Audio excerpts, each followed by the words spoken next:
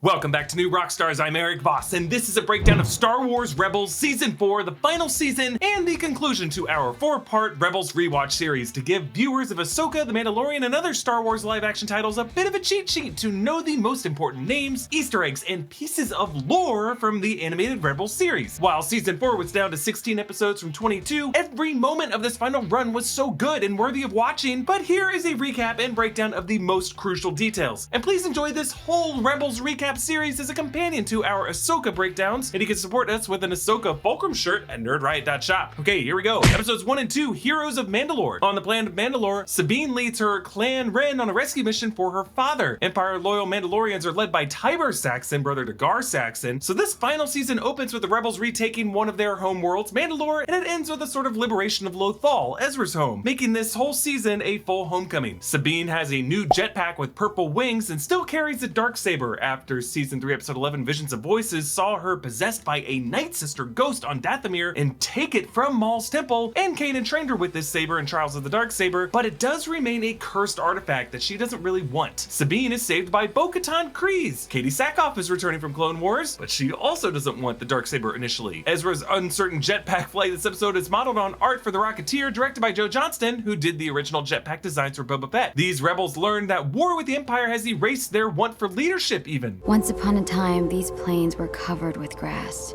And it never grew back? Never had a chance to.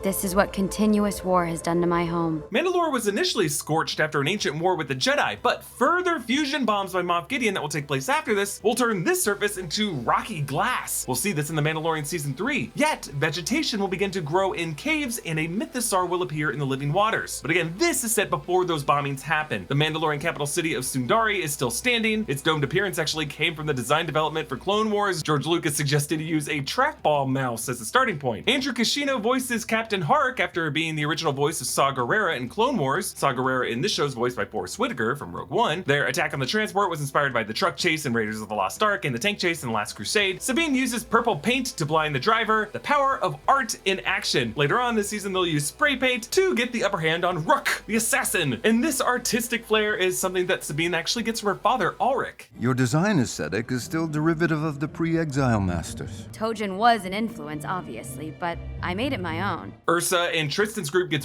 wiped out by a laser that vaporizes wearers of Beskar armor, something that Sabine, we learned, designed during her time with the Empire. They call this weapon the Duchess, after Bo-Katan's sister, Duchess Satine, which just feels doubly cruel for the Mandalorian people. Even Thrawn seems uncertain about conquering Mandalorians with such cruelty, showing that he understands the importance of respecting ancestral heritage. This is the first time the Mandalorian armor is referred to as Beskar in canon. It was first mentioned in Star Wars Republic Commando Hard Contact. The original idea for the episode actually was to have Sabine knight her Mandalorians with the Darksaber, leaving scorches on their armor. So really the Darksaber for her is more of a paintbrush than it is a weapon. Sabine hands off the Darksaber to Bo-Katan Kryze in this episode, and Bo-Katan uses it to unite all the Mandalorian factions. I accept this sword for my sister, for my clan, and for all of Mandalore. But Sabine says that the saber came to her so that she could pass it to Bo-Katan, and I look at that the way diseases work, viruses, curses. These things exist so that the host can transmit them as far as possible. All right, episodes 3 and 4, In the Name of Rebellion. We see the Yavin 4 base in the Massassi Temple, which of course was first seen in matte paintings in the original 1977 Star Wars. This is Chopper's first time here, ahead of his live-action cameo in Rogue One, when the Ghost Crew will actually join the Battle of Scarif. Saw Gerrera appears, the rebel extremist, matching his appearance in Rogue One when his gray hair has grown in, yet he still has his legs these episodes, so those injuries, plus the breathing apparatus he'll need to use, those happen after this. His massive hollow projection literally talks down to Mon Mothma, but she stands her ground and snaps. If we degrade ourselves to the Empire's level, what will we become? This line mirrors what Saw Gerrera will tell Jyn Erso in Rogue One. What will you become? Saw's U-Wing arrives to help. It is the same black and white partisan markings that we see it have on Jedha in Rogue One. They find a group of engineers from Coruscant being shipped to Jedha, and a giant Kyber crystal, referring to the collaborators of Galen Erso that were shipped from Coruscant to Iru in Rogue One, and the crystal being what the Empire wanted to use to power the Death Star super laser. Ezra senses this at first by hearing the crystal as a song, which I believe links his Force abilities with the song of the Purrgil hyperspace whales. The crystal explodes, releasing a green shockwave, evoking the detonation detonation of the Star Wars super laser, like we saw kyber crystals exploding in season 1, episode 6. All right, episode 5, the occupation. Sabine has now updated her look with darker hair that she keeps for the rest of the season until the epilogue. Mon Mothma calls the planet Lothol, and I just really appreciate how Filoni does this, even though it's Lothal, just recalling the planet's pronunciation from the series pilot episode, and kind of like mixing up calling AT-ATs, AT-ATs, and walkers. He just kind of makes room for everyone's pronunciation and shuts down those gatekeepers who like to actually people in the comments. That said, Purrgil is singular and plural. You don't say Purrgils. That's just basic human decency. Okay, Vizago returns, getting traded some puffer pigs returning from season 1 with some piglet versions. These designs were made for the season 1 Lando episode, but scrapped in that episode. They come back here, they're a lot of fun. Lothal's ecology, we learn, has been scorched. Its grasslands have been wiped out, echoing Sabine's lament over Mandalore's ecological transformation. Thank God we do see a stray Lothcat in an alley. Also some wanted posters of the Spectres lining the walls, using their photos from their season 1 and 2 appearances. This is when they were outed. At the old Joe's bar from Empire Day, the bartender is now Imperial pilot Valen Reuter, returning from season 1 when he was given the parade armors. The HoloNet screen ticker in Orbish reads farewell, and then 2-1, Chloe, Dirkness, Elicious, and Sammy have left the building. Must be some kind of in-joke with the animators. Jaekel returns, calling Ezra Oleg, which was the name of the loyal Imperial cadet who nearly spoiled Ezra's undercover mission in the Breaking Ranks episode. Jaekel, now on Ahsoka, serves as a senator on Lothal with Governor Ryder Azadi. Episode 6, Flight of the Defender. 3 adorable Loth cats hop up next to Ezra, and he cannot help but smile at these Celestials' gifts from Mortis, giving them well-deserved scratchy scratches. Now, the sound of the cats are actually recordings from sound designer David Accord's cat, Tex. They see the new TIE Defender, which was given a new color scheme, a reshaped rear engine, a hyperdrive unit, and the wings now actually pop off in the style of the Kenner TIE Fighter toys. Thrawn arrives to inspect these, and Ezra sees on the hill his first Loth Wolf. And there's an animated dolly zoom on Ezra in this moment because these are extremely important. We actually saw depictions of Loth Wolves in the Lothal Jedi Temple art in season 1 and 2. And Ezra says while they haven't been seen in 100 years, here they are. Ezra follows a white Loth cat to safety, kind of like the White Rabbit from Alice in Wonderland, as Ezra's journey with the animals of Lothal does take him through a looking glass. A larger Loth Wolf greets Ezra and takes him to safety. I don't understand. Why did you help us?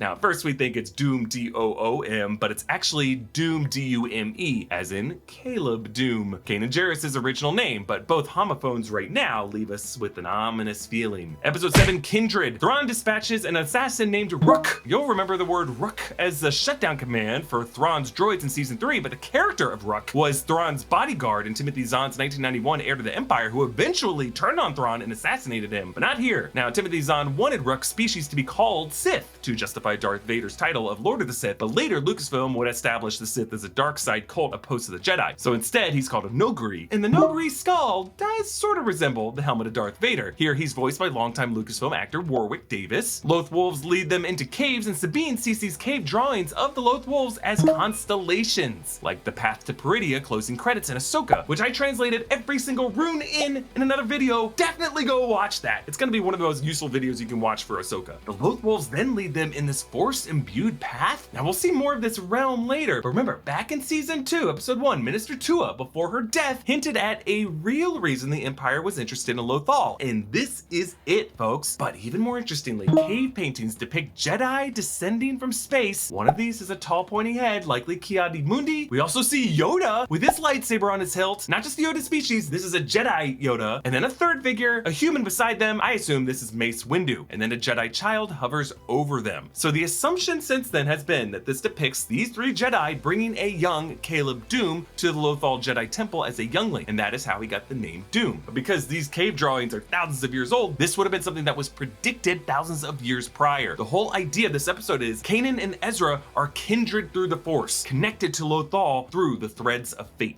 Episode 8, Crawler Commandeers. Mining Guild ore crawlers burn up the Lothal grasslands. Now these designs came from the World Devastators. These were flying automated factories from 1991 Legends comic series Dark Empire. Captain Seaver listens to the same music that Zeb listens to back in the season 2 episode, The Mystery of Chopper Base. The slave master that Zeb fights is named Approach, a nod to Pat Roach, the stunt actor who fought Indiana Jones in the first 3 Indy movies, though his scene was removed from Last Crusade. And then after decoding the schematics to the TIE Defender Elite, Hera pushes the rebels to strike their Imperial factory on Lothal. Big mistake. Episode 9, Rebel Assault. Mart Matten from the Iron Squadron episode returns as a pilot in Hera's group, and on his helmet is Sammy and Orbesh. These X-Wing X-Wings, you'll notice, are painted green, but they're not part of the Green Squadron. They're just part of Hera's Phoenix Squadron here. But other than a more recent appearance of an X-Wing in Andor Season 1, this, I think, would be the earliest chronological appearance of X-Wings, ahead of their use in the Battle of Scarif in Rogue One and the Battle of Yavin in A New Hope. Their build is slightly tweaked to match the proportions of the 1978 toy, but the TIE Defender elites just wipe out these X-Wings. Had this TIE Defender program been expanded, there would just be no way the Rebels would have made it through the Death Star trench run, and the Empire would not have lost the Galactic Civil War. Episode 10, Jedi Knight, opens with Price torturing Hera, and Thrawn brings back in Hera's Calicori and singles out a single bead for a brother who died in the past. As Ezra senses from the tower for Hera, we see some Loth bats, which flew to the city from the Empire's ecological destruction, so they kind of made a mistake there, because it creates an opening for the Rebels to sneak in with these gliders. Kanan uses a knife to cut his hair, a ritual that we see Sabine Wren do in Ahsoka. Tarkin tells Thrawn, "Your TIE Defender program is at risk.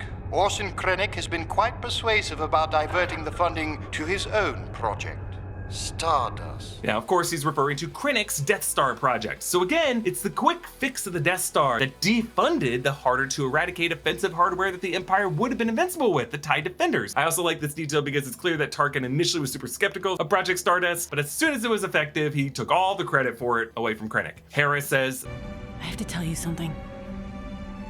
I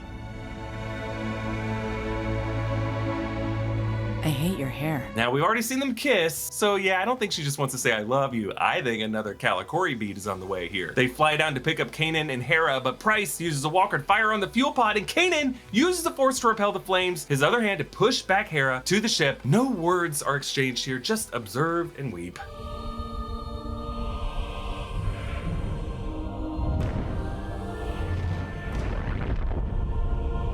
Interesting how Kanan's force projection is tinted blue, like his lightsaber. And it's pretty rare to see a manipulation of heat and energy and chemical reactions like this. It's not common to see this in Star Wars. Kylo Ren did suspend a blaster bolt in The Force Awakens, and of course, Grogu pulled off a very similar move in The Mandalorian Season 3 finale. We are left this episode in heartbreak. The closing title is rendered in bleak, charred ash. Episode 11, Doom. As Hera mourns, Chopper holds her hand, just like he did to Kanan when Kanan was first blinded in the Season 2 finale. Ezra meets the Doom Wolf, which has on its head the same symbol that Kanan had on his shoulder armor. In the credits of the episode, Dave Filoni credited the voice of the Doom Wolf as played by, quote, the Force. But it does kind of sound like Freddie Prinze Jr., as the wolf is kind of an embodiment of the Force through Kanan's essence. Restore.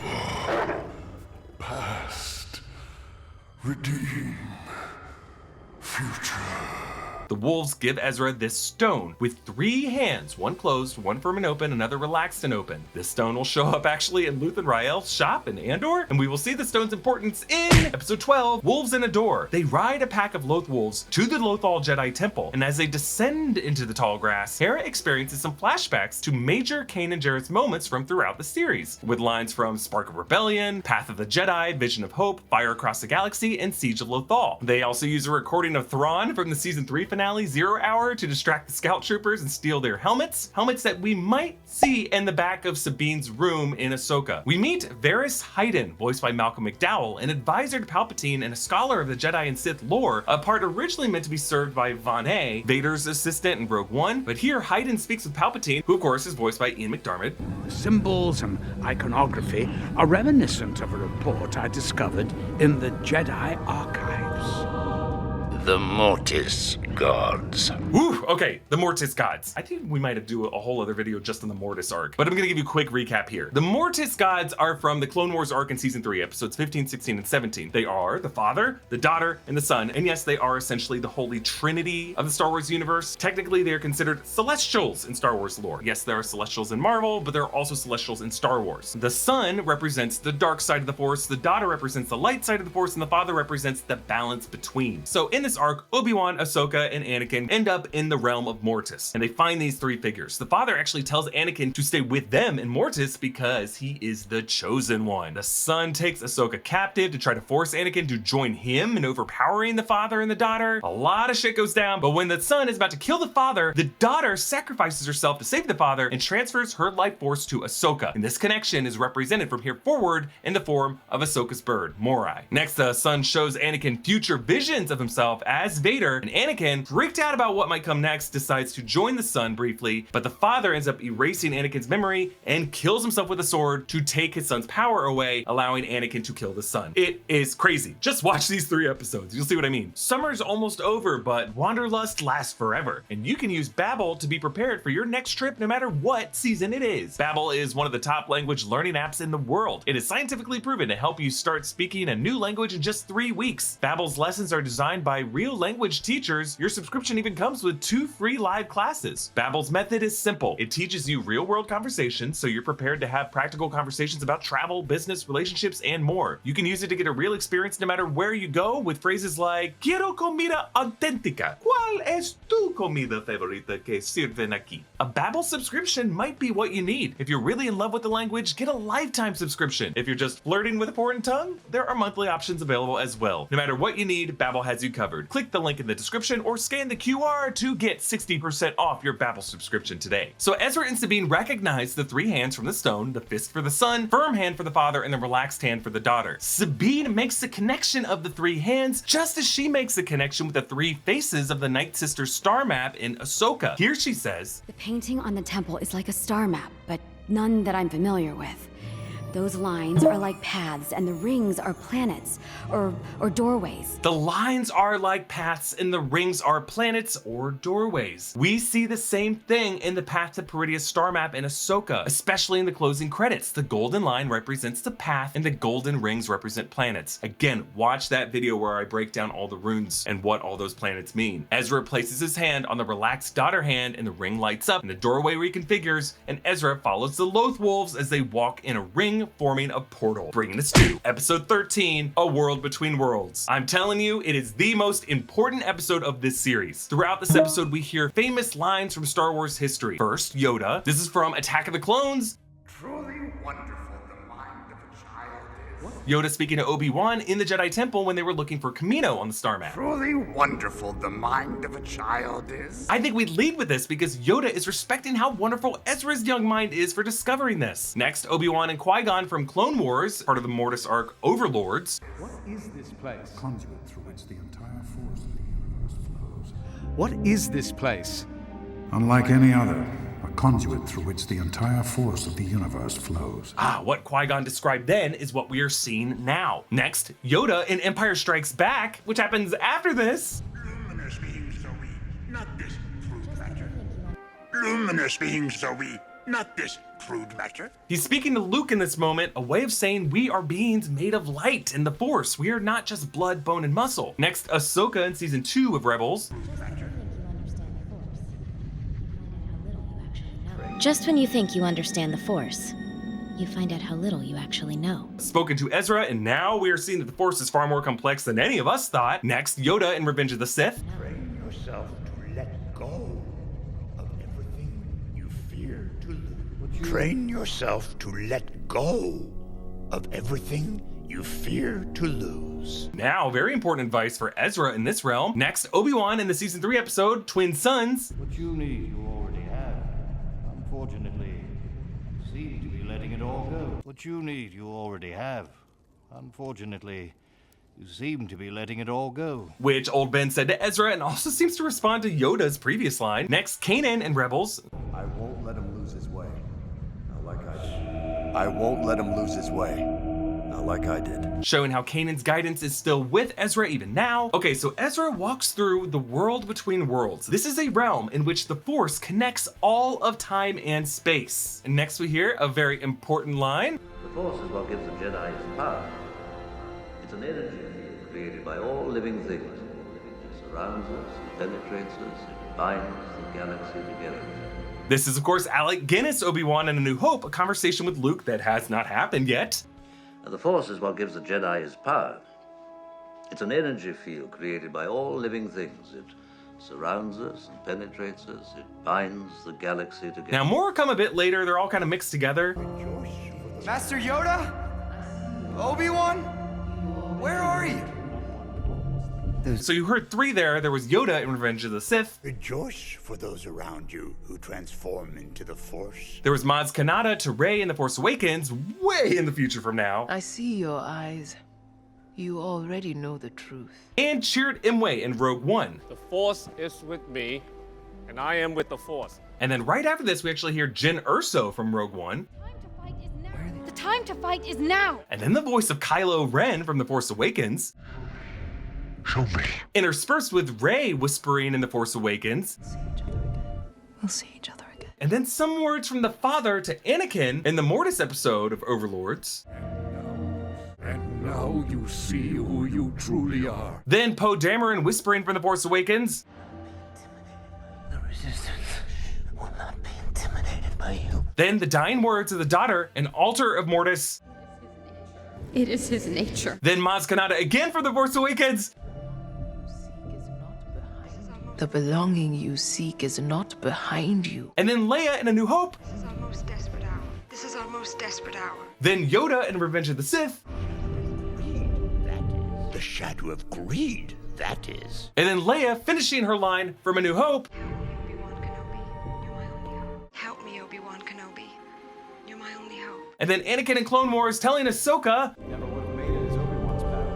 You never would have made it as Obi-Wan's Padawan. So Ezra finds the Morai bird, taking Ezra to a portal through time back to Ahsoka's duel with Vader on Malachor in the Rebel Season 2 finale. We never saw exactly how that duel ended, and now we see what happened. Vader is just about to kill her, but Ezra pulls her out of time. Ezra, up until this moment, had thought Ahsoka was dead. So he thought in this moment he changed history to save her, not realizing that she was always alive. So he mistakenly runs away from Ahsoka to try to find Kanan. And we actually hear some voices from Kanan, like here.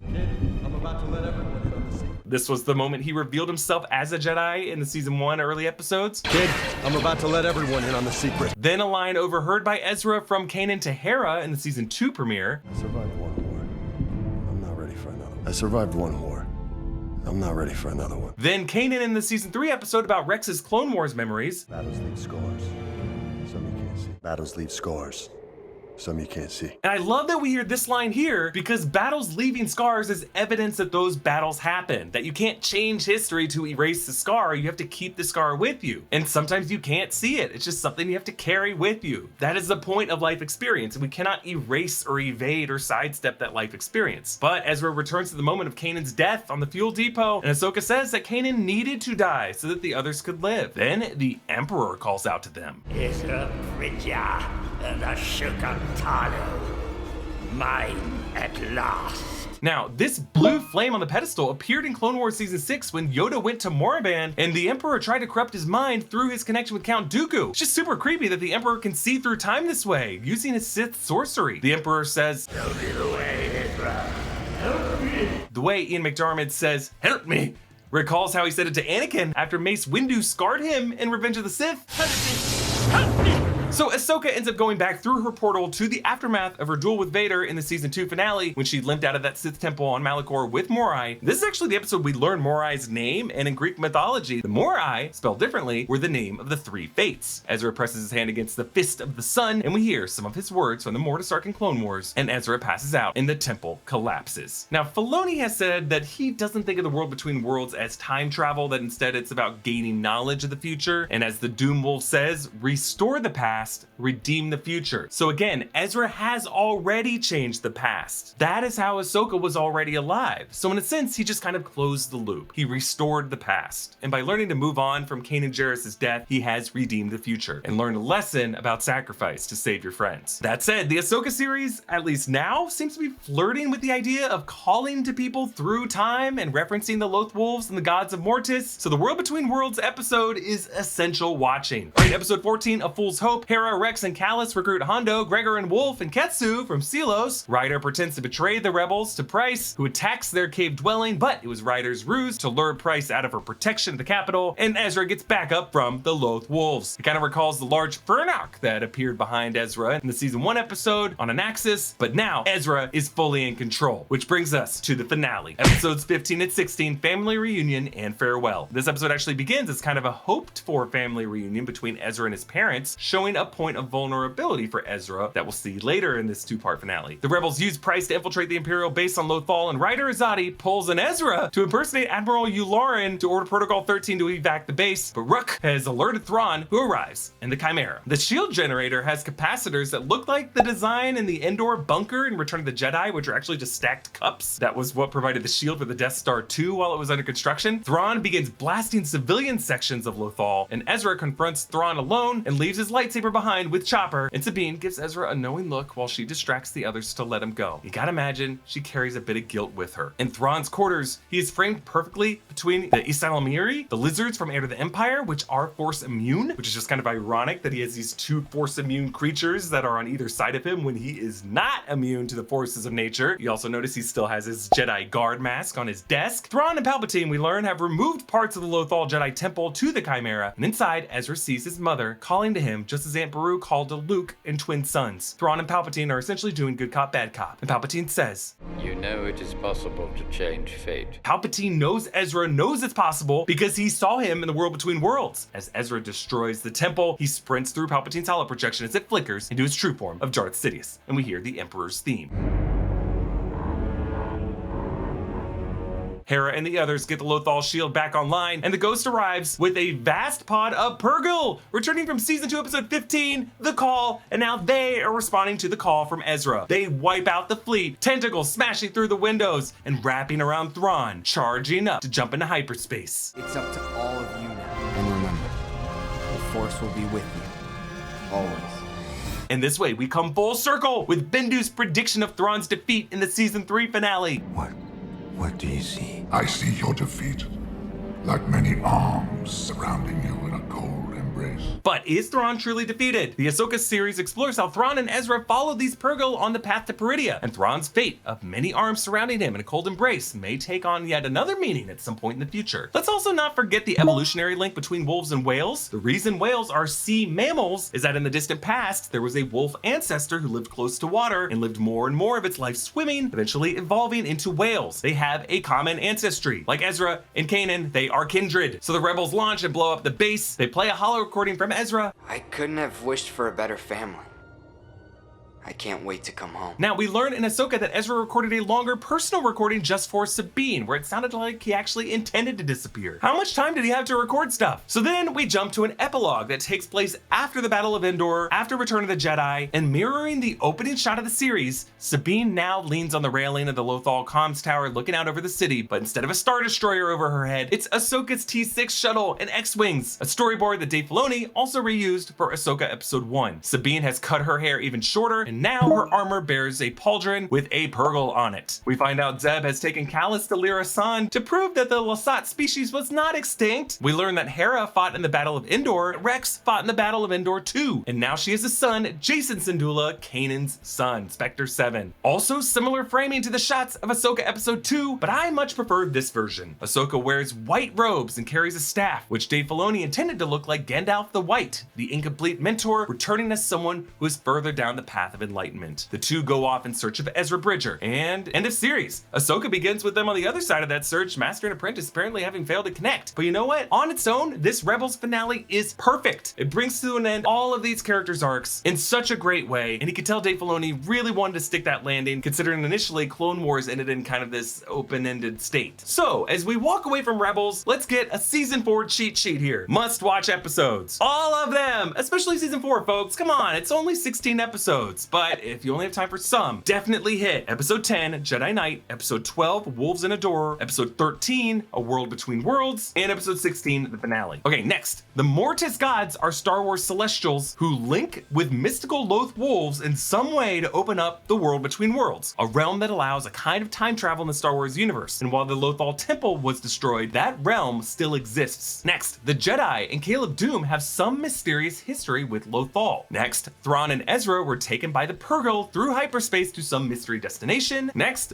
wolves in general are extremely important to Dave Filoni and to Star Wars fiction. And lastly, the world between worlds is described by Sabine as a star map. All right, I want to thank you so much for joining me on this Rebels Rewatch series. It's been so rewarding to do this. Please recommend these Rebels recap videos to everyone you know who's watching Ahsoka, who just wants to know what happened to Rebels but doesn't feel like watching all the episodes. Please subscribe to all 3 channels of the New Rockstars Network. You can follow me at EA Voss. Thanks for watching. I'll see you next time. Bye.